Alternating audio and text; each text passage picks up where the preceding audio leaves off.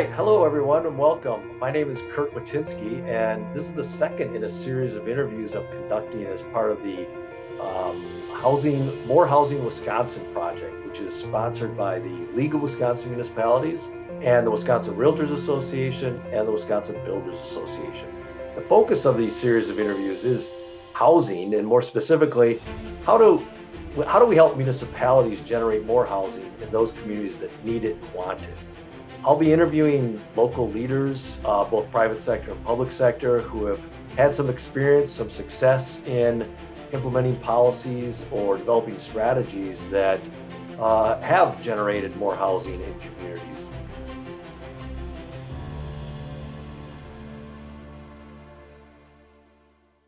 And joining me this morning is UW Emeritus Professor Brian Ohm, who just recently retired within the last year, but he's known statewide as an expert in land use planning. He's and also just how to plan for housing. He was the author of, or primary author of a guide to preparing the housing element of a local comprehensive plan, which you can find on the Department of Administration's website. And I should also add that Brian has not just an academic who reports and writes on land use, but down in the trenches for the city of Madison as the chair of the city's plan commission for several years. How many years were you on the plan commission, Brian? About 5 years. 5 years, yeah. All right, so welcome and thank you for joining me, Brian. I appreciate you joining me this morning. Well, thank you, Curt. I'm honored to be here and helping you with this project. Great. So let me just to get the conversation started, let me just kind of start with a hypothetical. Let's say you're approached by someone from a smaller community or a medium-sized community, of which there are many in Wisconsin, and they're struggling with attracting new housing development. They're worried that they have a housing shortage for the type of housing that people need and can afford in their community. And they say, what are some first steps? They're kind of not, they're wondering where to begin. And what advice would you give a community in that situation? How do you start? What are some first steps to maybe understanding their housing situation? Well, I think a good first step for many communities is actually to look to their comprehensive plan that they should have. So all communities that want to have zoning and subdivision ordinances need to have a comprehensive plan following the 1999 comprehensive planning law. And so there should be a comprehensive plan available to that community, and one of the components of that plan is the housing element. And housing is a complex issue and a very difficult issue to deal with. And the beauty of trying to address housing issues in the context of your comprehensive plan is that the comprehensive plan requires that the community look at all the different aspects that make that community function. So looking at transportation, economic development, and community facilities and intergovernmental cooperation. So all those things need to be considered, and housing touches upon a lot of those different things. So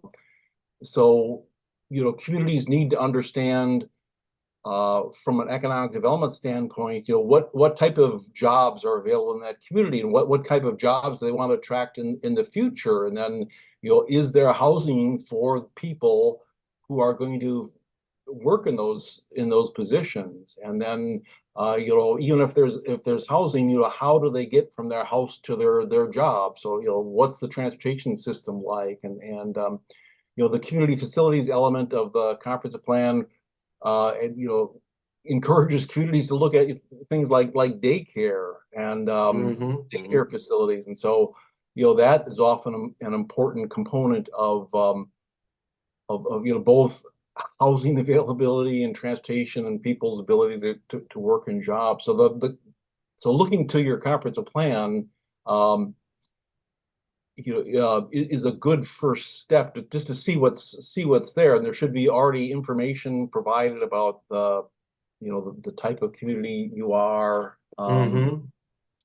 Yeah. and so that's a good first step. That it is quite likely that your plan is out of date. Yeah, that's what I was gonna say. I could see the person, this hypothetical local official saying, well, we look, our comprehensive plan, we did it 8 years ago and kind of sitting up on a shelf. We haven't looked at it much, but I'll take a look at the element on housing. But even that, that's probably not the data that went into preparing that is probably way out of date now. What do you think? Yeah, and that unfortunately, I think there's been a lot of misunderstanding out there, Okay. and I think for a lot of communities, the the 1999 comprehensive planning law was they understood it to be kind of a one-time thing. Yes. They went through the motions of preparing a comprehensive plan, and they complied with the law, and that's it. And so the plans, you know, on a shelf somewhere gathering dust, and they missed the part of the law that says the plan's supposed to be updated at least once every 10 years. And so I know the Wisconsin Department of Administration recently did an inventory of plans in the state and found that many of them are out of date and do need to be updated. So um, that is a task that many communities need to undertake, and it's it's important, but there's still, even though their plans may be out of date, there's still probably some useful information and helpful Hmm.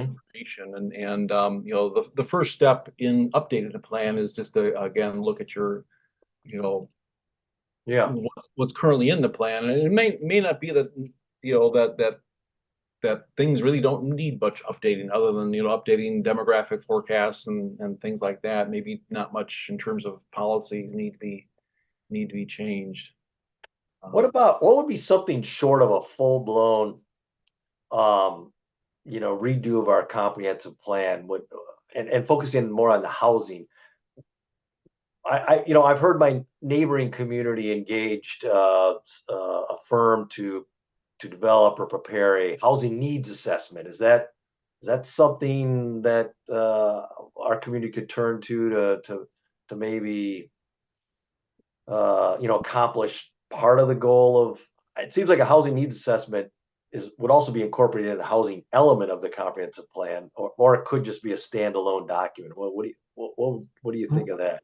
right, yeah, I mean, you're absolutely right that there are other things that can be done short of doing a full-blown update to your plan that can actually help lead or be part of your updated plan element. So one step would be to do a housing needs assessment, and actually that is one, it's important that communities understand that they don't need to duplicate things.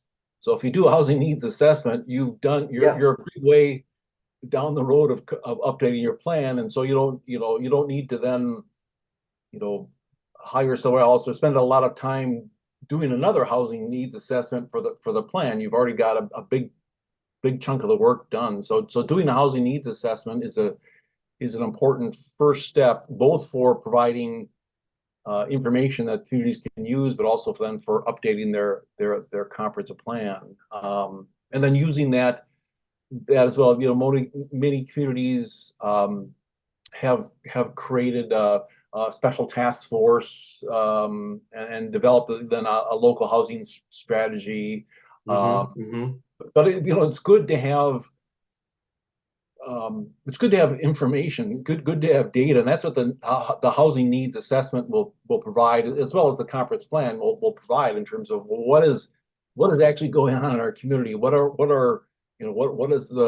our what kind of jobs do we have, and so Right. they've got all that information and they can make informed decisions. Yeah.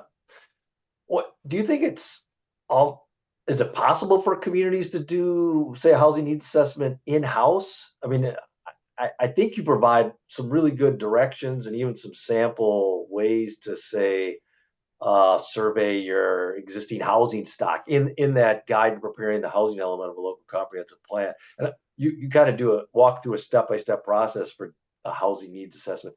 But is it more often that a community would have to hire a planning consulting firm or engineering firm to do that? What's your sense? No, actually, they may, that's certainly one step. But a lot of things can be done in-house again, a good first step, in addition to looking at your current comprehensive plan, um, especially for smaller cities and villages, another important resource is the county. Um, and Many counties have done countywide housing needs assessments and have done work and one of the beauties of the comprehensive planning law is that counties prepare they're required to have the same elements in their comprehensive plan as cities and villages are required to have in their comprehensive plan. So even though the city or village comprehensive plan might be outdated, the county may have a more up-to-date comprehensive plan. And so look to the housing element of the county's plan, and that may provide a lot of the information that the city or village needs. So there may not be necessarily a need to do a housing needs, a standalone housing needs assessment. They could just rely on the information that the county has. So again, an important first step is just kind of information gathering in terms of current resources that the community has with their comprehensive plan, resources that the county has. Regional planning commissions also may have a resource. They also prepare comprehensive plans, so they will have a housing element. And housing is a regional issue, so to have the the countywide perspective or a regional planning perspective is going to be helpful.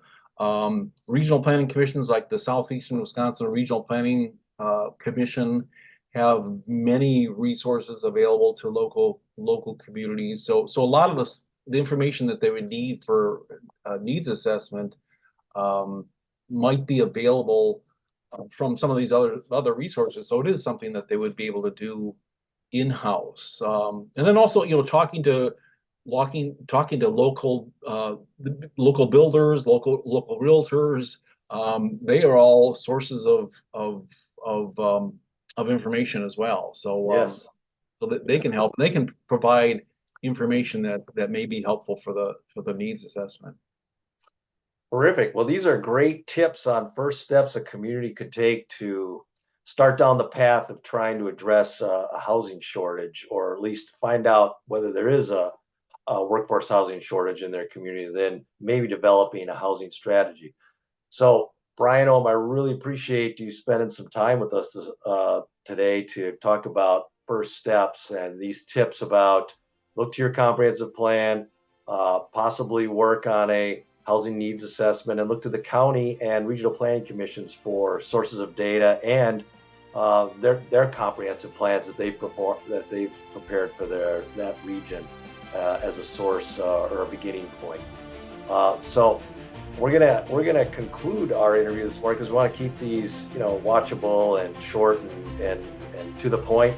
And so Curt Witynski signing off. Brian Ohm, thanks a lot. And we'll see you next month when we talk more about housing strategies.